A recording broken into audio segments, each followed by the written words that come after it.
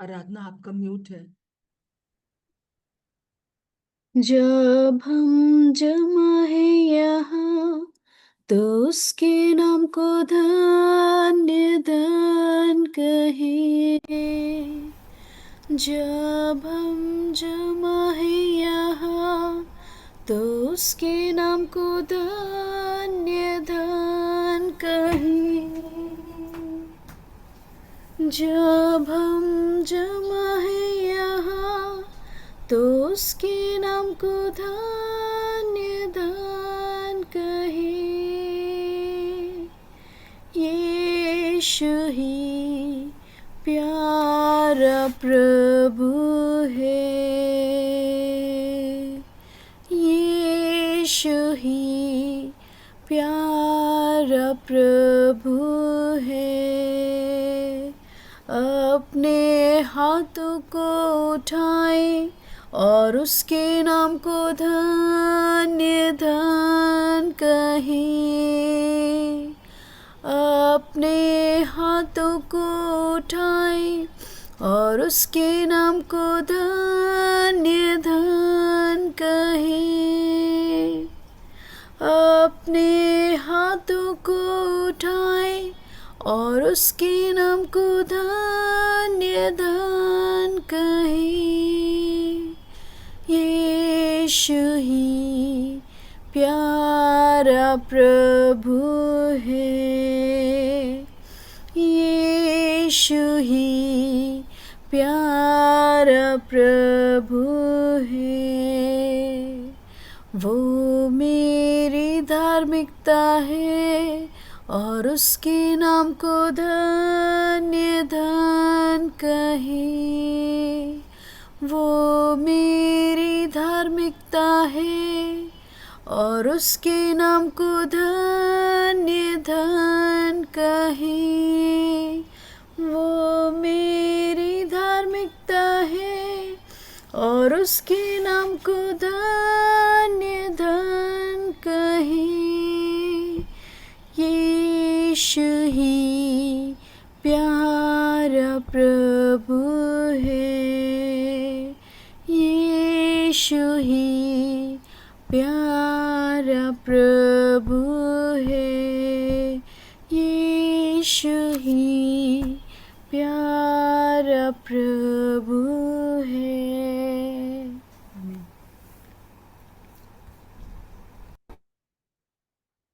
Shalom shalom और shalom. प्रभु यीशु की शांति जो समझ से बाहर है हमारे जीवनों में बनी रहे, ये मेरी प्रार्थना है। और हम देखते हैं यहाँ पर श्रेष्ठ गीत उसका 6:10 में लिखा है, ये कौन है जिसकी शोभा भोर के तुल्य है, जो सुंदरता में चंद्रमा और निर्मलता में सूर्य है, जो पताका फहराती हुई सेना के तुल्य भयंकर दिखाई पड़ती है। ये कौन है? ये कौन कह रहा है? ये यीशु मसीह कह रहे हैं। किसको कह रहे हैं? मुझे और आपको कह रहे हैं। इस समय की कलीसिया को कह रहे हैं। ये कौन है? ऐसी परिस्थितियों में जब हम आज देख रहे हैं चारों तरफ जो परिस्थितियां हैं वो बहुत भयंकर है।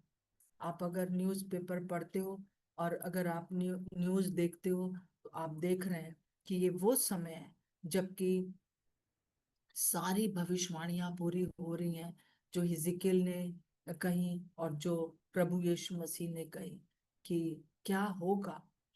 और हम देखते हैं इन सारी चीजों के बीच में प्रभु यीशु के पास एक, इस दुनिया में एक होप है, और वो होप मैं और आप हैं।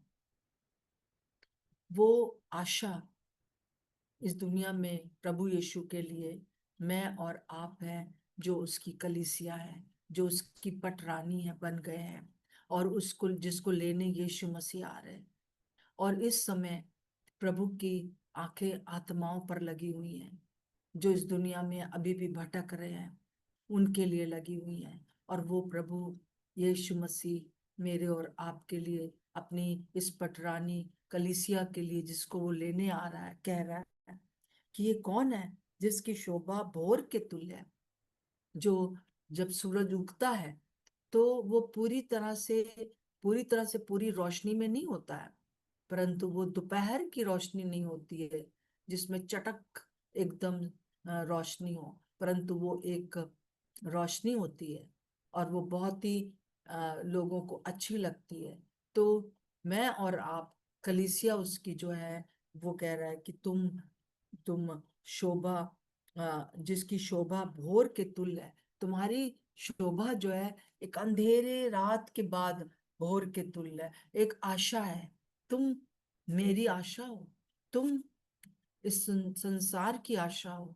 बहुत ही सुंदर तरीके से यीशु मसीह आपके और मेरे लिए, जो उसकी पटरानी है, जो उसकी दुल्हन है, उसके लिए कह रहा है, और कह रहा है कि जो 10वें पद में ही है, श्रेष्ठ गीत 6 का 10, जो सुंदरता में चंद्रमा है।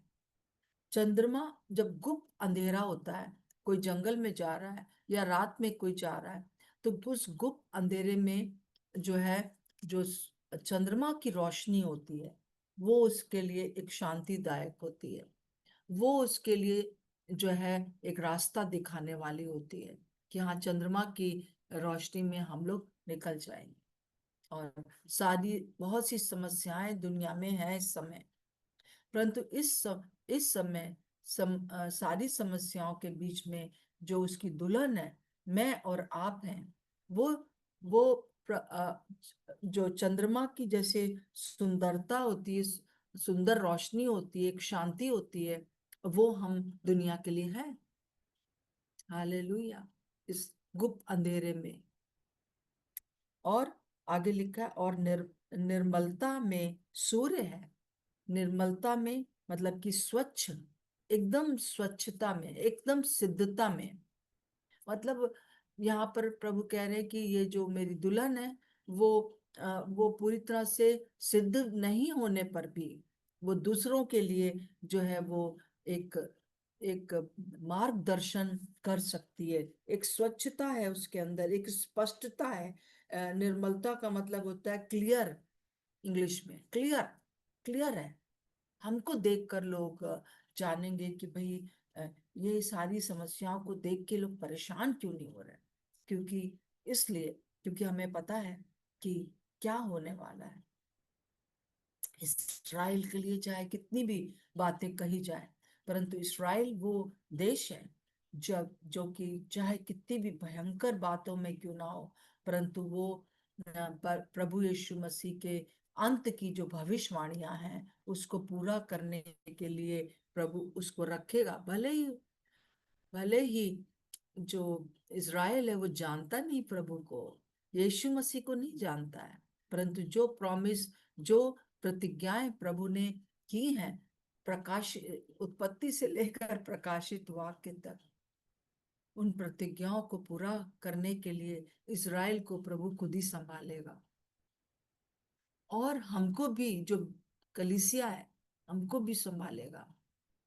चाहे हम कितने भी सताव में जाएं, कितनी भी हमको हमको सताया जाए, परंतु इस सताव में प्रभु हमारे साथ है। हम हमारे को देखकर लोग जो हैं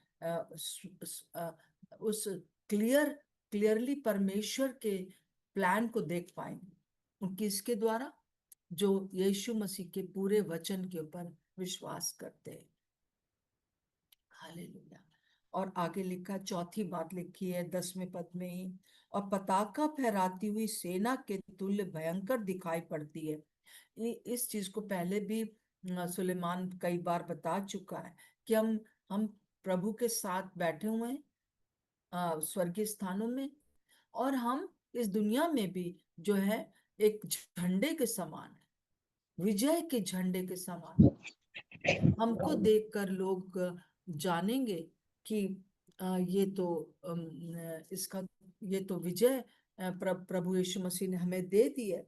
हम विजय के झंडे के समान है, एक ऐसी साक्षी के समान है जो कि शैतान के लिए एक डर और भय और और एक भय का कारण होंगे।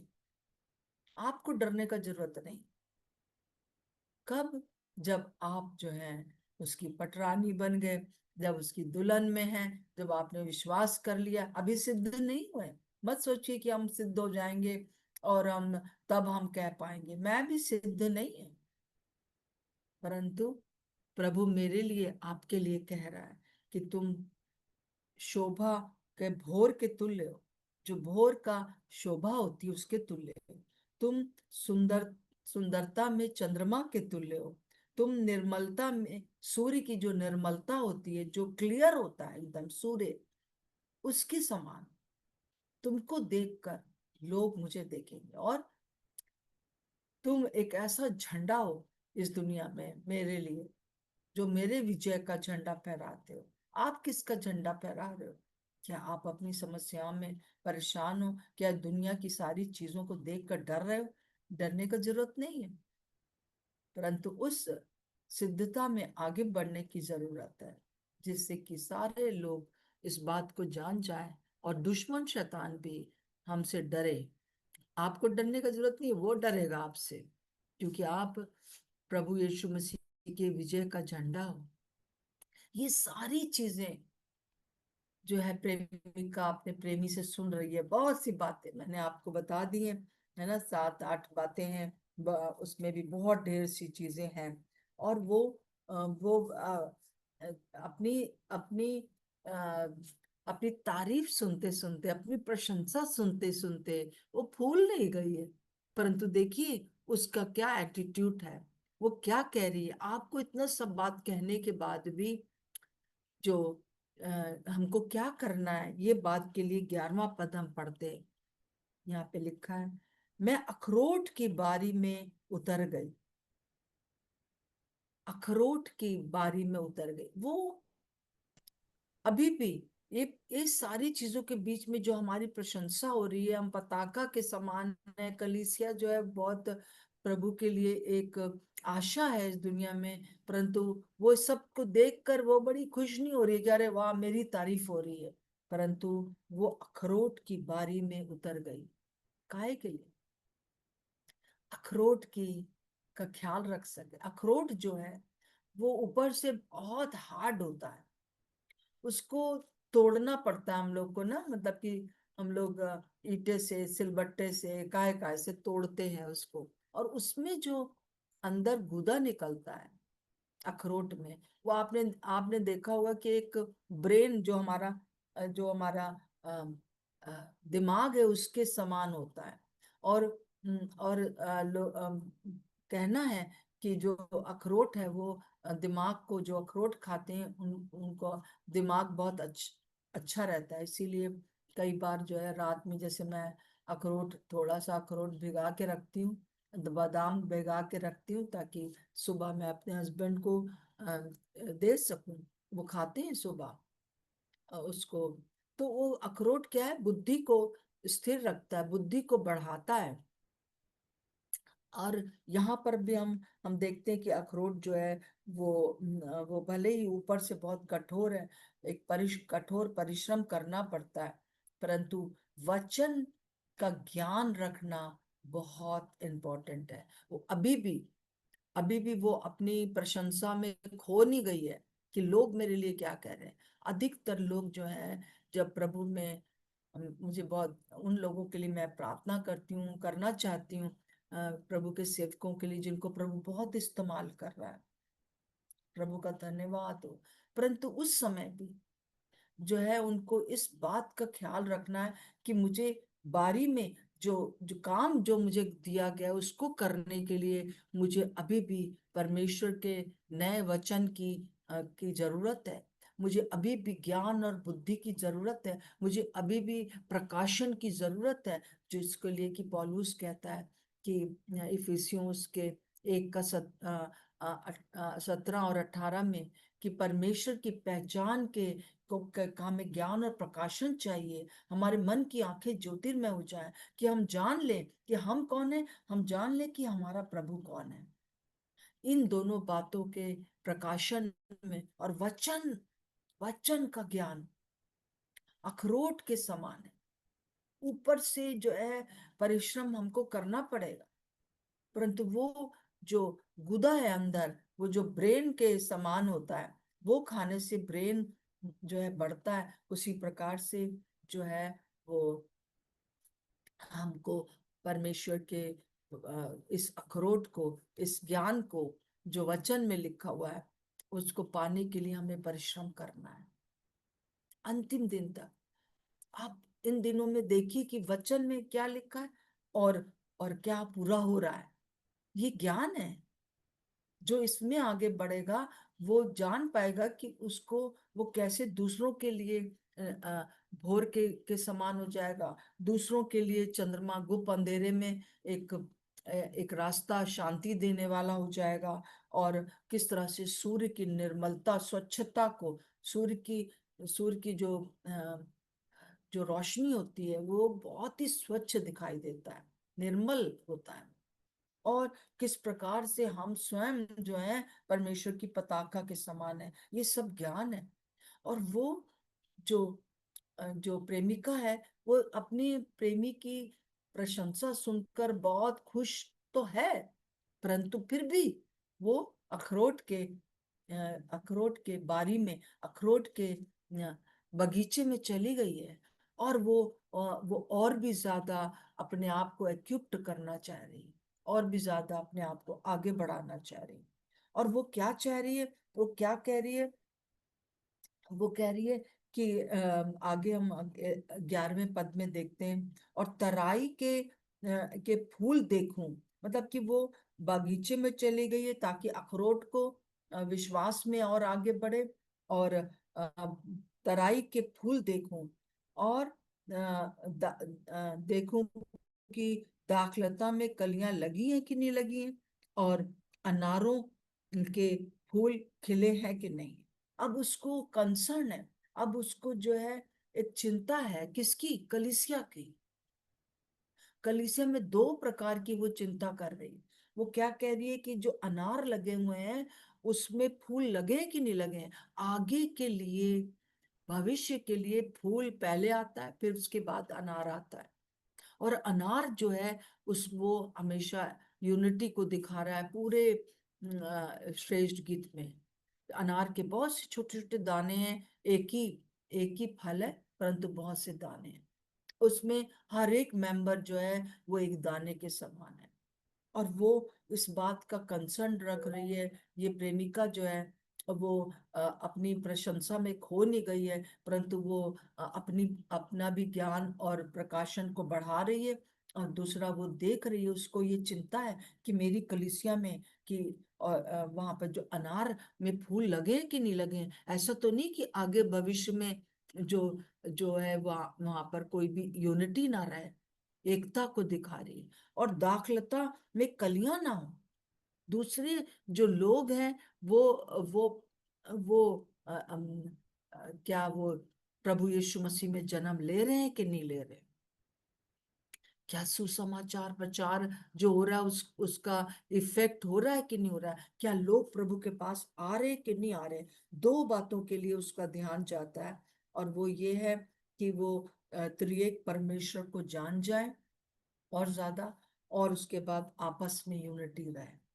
यीशु मसीह ने जो 17वें यूहन्ना के 17 अध्याय में जो प्रार्थना की है, वो खास प्रार्थना यही है। यीशु मसीह चाहते थे कि लोग सबके सब ज्ञान और प्रकाशन पाए, और पवित्र आत्मा उनके अंदर आने वाला है। वो उनको समझाएगा, वो उनका शिक्षक होगा, वो उनका सहायक होगा, उसकी बात को सुने ताकि वो परिपक्व हो जाए। और दूसरा, वो आपस में यूनिटी रहे। अगर आप यूहन्ना के 17वें अध्याय को पढ़े तो उस और 20 से और आगे पढ़े तो उसमें बस उसका यही कंसर्न था यीशु मसीह का। और वही कंसर्न जो है, वही जो है चिंता हमारी भी होना चाहिए कलीसिया के लिए, कि अ, हम हमारे हमारे आसपास जो लोग हैं, हमारी कलीसिया में लोग जो है वो प्रभु के ज्ञान में आगे बढ़े, और दूसरा यूनिटी में आगे बढ़े, और उनको भी चिंता हो जाए दूसरों की। एक ये ये उसका वो है कि बस ठीक है, हम लोग आगे बढ़ गए, हमारी वाह वाह हो रही है, काफी नहीं है। परंतु क्या अनार में फूल बगीचे में अनार लगे, उसमें फूल आ गए, अगर फूल आ गए तो फल भी आएगा, फल भी आएगा तो यूनिटी होगी, एकता होगी।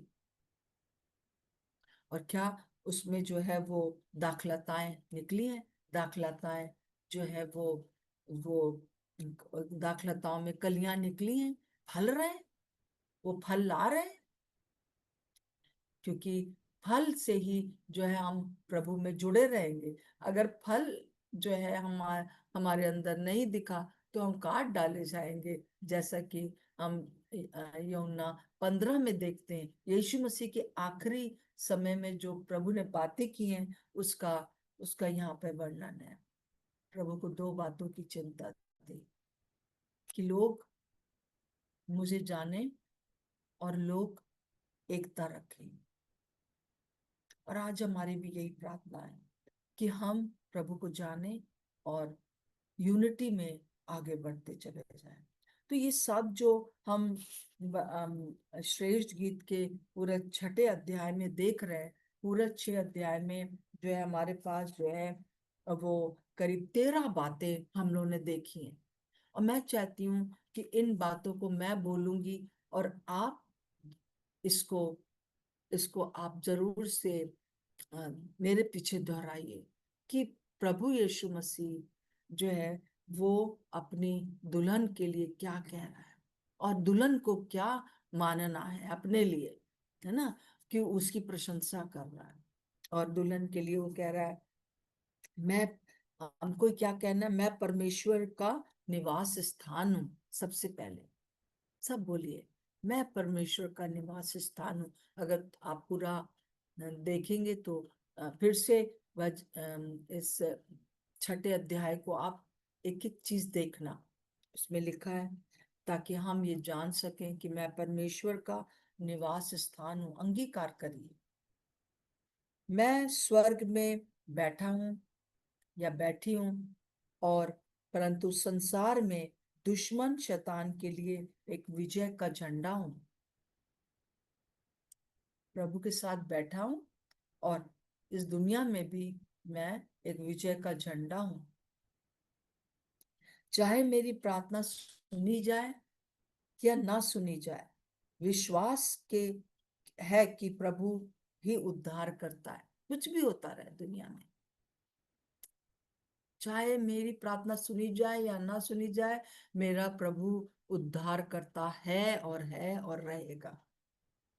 मैं प्रभु की आज्ञाकारिता और बलिदान के लिए सदा तैयार रहूंगी, तैयार रहूंगा। गिलाद की पहाड़ियों के ऊपर मैं चराई जाता हूँ, चराया जाता हूँ। हालेलुया। मैं 5वीं बात है, मैं परिपक्व हूँ, मुझ में परमेश्वर के वचन को चबाने की क्षमता है, दांत क्षमता है मेरे अंदर। 6ठी बात, मेरे पीछे बोलिए, मैं कलीसिया में एकता का कारण हूँ। हालेलुया। मैं एकता का कारण। आज यहाँ रुक कर अपने आप से कही, मुझे एकता लानी है। मुझे क्या देखना है, मुझे देखना है कि मैं एकता आए। फिर मैं पटरानी हूँ, मैं रानी नहीं हूँ, मैं रखेली नहीं हूँ, मैं कुंवारी नहीं हूँ, परंतु मैं पटरानी हूँ। मैं प्रभु की वो दुल्हन हूँ जो कि जिसको लेने प्रभु आ रहा है। हालेलुया। मैं कलीसिया की दुलारी हूँ, मनुष्यों की और परमेश्वर दोनों की दुलारी हूँ। मैं उगता हुआ सूरज हूँ, जैसे आज मैंने बताया। मैं चंद्रमा के समान अंधेरे में एक अगुवाई करने वाली हूँ। 11वीं बात, मैं इस संसार में प्रभु की साक्षी। हालेलुया। मैं पृथ्वी पर प्रभु की विजय को दिखाने वाली हूँ।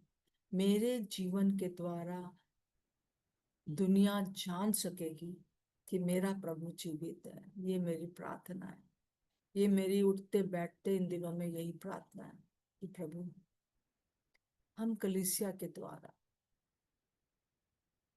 इस समय दुनिया जान सके कि जो वचन लिखे थे कैसे पूरे हो रहे। और मैं उसकी साक्षी हूं।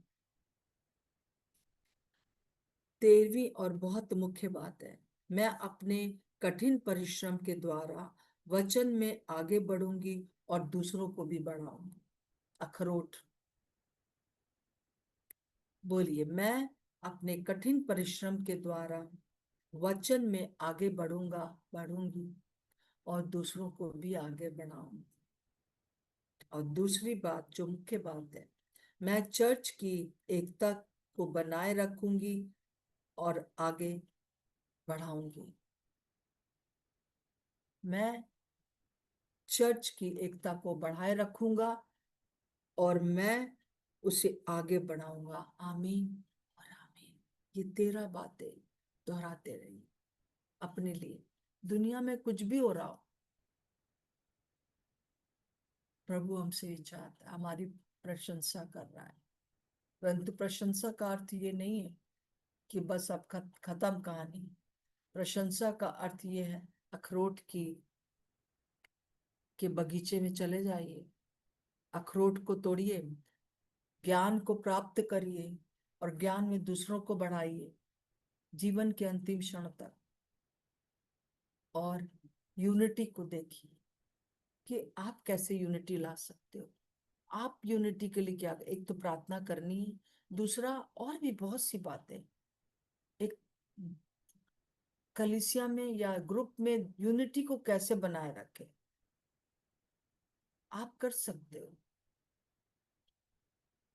पूछिए प्रभु पवित्र आत्मा से, प्रभु मैं क्या करूं इन दोनों बातों के लिए, कैसे लोगों को आत्मिक रूप से आगे बढ़ाऊं, दिमागी रूप से मतलब कि वचन में कैसे आगे बढ़ाऊं, एकता में कैसे आगे बढ़ाऊं। मैं आराधना से निवेदन करूंगी। आराधना आप अंत में आप प्रार्थना कर दीजिए हम सबके लिए। वास्तव में प्रभु हमसे चाहता है 13 बातें हमारे अंदर समा जाए। जी प्रभु यीशु मसीह, हम आपको धन्यवाद करते हैं परमेश्वर पिता, आज की सुबह के लिए और इन बातों के लिए प्रभु जी, जो आपने कलीसिया के विषय में, हमारे विषय में कहीं प्रभु, हम धन्यवाद देते हैं प्रभु कि जैसा आपका वचन कहता है कि हम उस चंद्रमा के समान है इस पृथ्वी के ऊपर, जो अंधेरे में परमेश्वर राह दिखाने वाले सूरज के समान है, जो अपनी चमक से परमेश्वर हम प्रभु जी लोगों को आगे बढ़ाएंगे आपके अनुग्रह में। प्रभु हम धन्यवाद देते हैं और बाकी बातें जो हमने अभी सुनी परमेश्वर, प्रभु हम धन्यवाद देते कि हम आप में होकर स्वर्ग में बैठे हैं परमेश्वर पिता, और इस पृथ्वी के ऊपर भी परमेश्वर हम आपका परमेश्वर, हम विजय का वो पताका है प्रभु यीशु मसीह। हम धन्यवाद देते इन बातों को जो आपने हमारे विषय में कही है कलीसिया के बारे में प्रभु जी। प्रभु होने दे कि ये बातें हम में रहने पाएँ परमेश्वर, और हम इसमें ड्वेल करने पाएँ प्रभु जी। हम धन्यवाद देते प्रभु और प्रार्थना करते परमेश्वर की इन गहरी बातों को जानने, समझने और उसमें जीवन जीने के लिए पवित्र आत्मा आप हमारी सहायता करें प्रभु। आप चाहते हैं कि हम जो दाखलताओं में हम लगे रहें, हमारे अंदर फल आते रहें प्रभु। पवित्र आत्मा ये सिर्फ और सिर्फ आप ही कर सकते हैं हमारे अंदर। हम प्रार्थना करते कि संसार में चाहे जितनी भी बातें हो रही हैं प्रभु जी, चारों तरफ बहुत सारा क्यास है, लेकिन प्रभु हम जानते हैं प्रभु कि प्रभु आप हमारे अंदर रहते हैं प्रभु। और परमेश्वर आप चाहते हैं कि हम प्रभु वो परमेश्वर आपका वो मैसेंजर बनकर प्रभु इस संसार में शांति लाएं। शांति के रहने के लिए प्रभु हम प्रार्थना करें।